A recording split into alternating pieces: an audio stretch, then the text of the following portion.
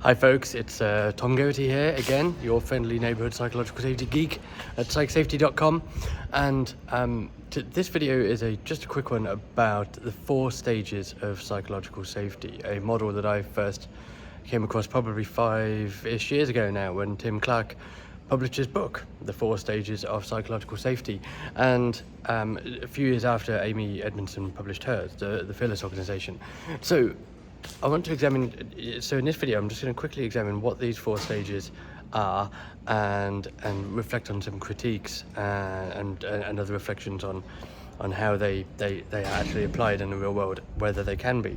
So let's just get to the 4 stages. So the 4 stages of psychological safety are inclusion, learner, contributor and challenger safety, and these are framed as a sort of escalating hierarchy or ladder of psychological safety that is felt by those members of a group or team.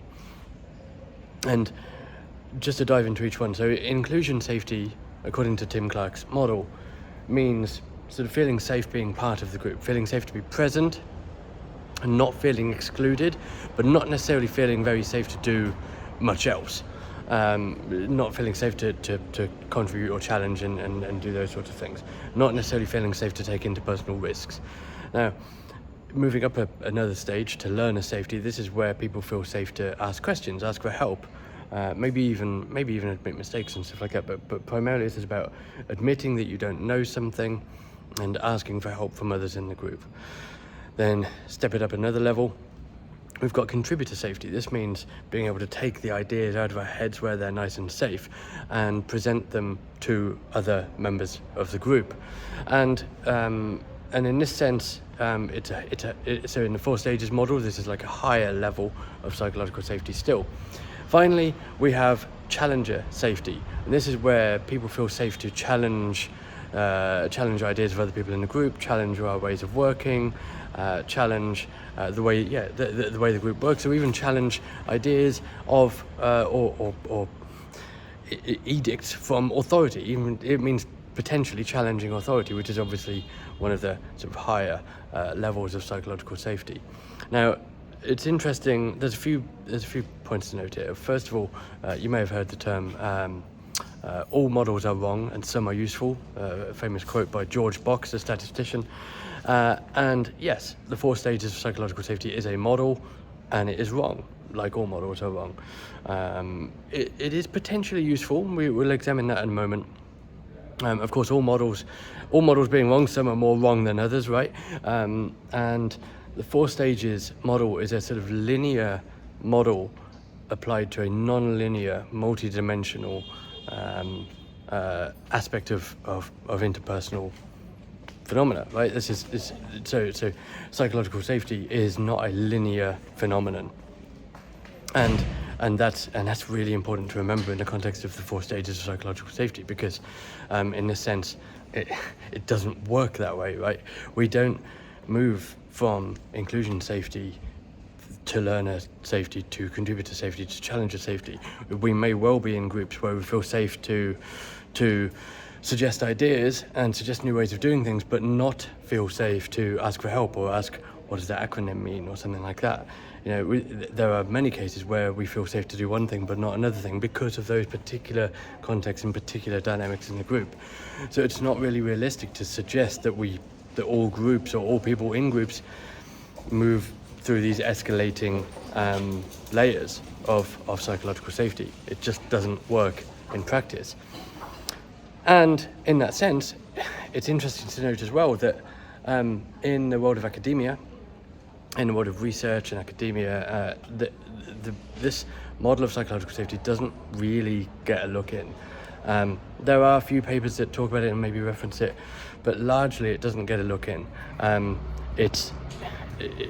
In this sense, there actually is very little evidence. In fact, I'd say no evidence really that this works in practice. It is a non-robust, non-reliable, and not valid measure or model of psychological safety in practice. So that's an academic perspective. From a practitioner's perspective, we do on occasion find it useful. It can be useful to talk to use as a framework to talk about psychological safety, to help people to help people understand that psychological safety is not a on-off binary, you have it or you don't kind of thing.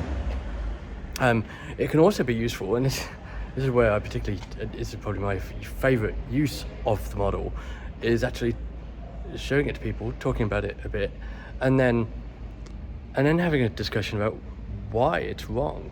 Like, it can be a really powerful way to increase engagement and get insights from a group, and allow people to play with the idea of psychological safety, to show them a model and ask them to work out why it's wrong.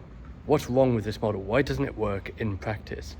And so if you're going to use the 4 stages of psychological safety, I would actually suggest that you use this. You explain what the model means, you explain where it comes from, and then you ask people to work out why it's wrong and why it doesn't work in practice. That's even more powerful than trying to work out why something does work, right? So that's I think really useful.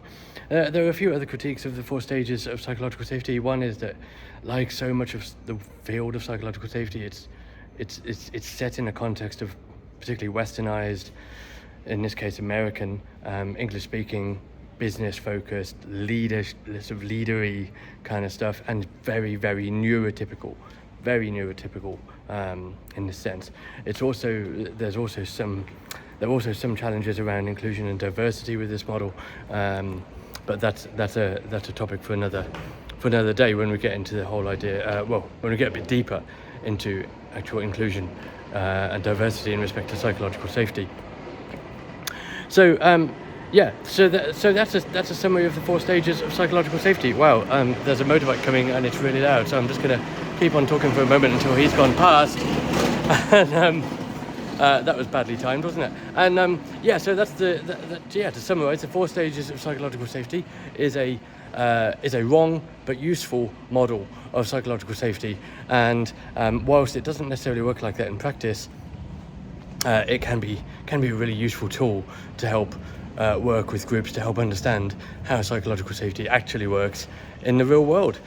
For more about psychological safety, as always, check out psychsafety.com for newsletters, articles, online communities, workshops, training, resources, downloads, stickers, and everything else that I usually forget. So, and as always, email me at tom@psychsafety.com if you've got any questions or you want to get into anything else. See you later.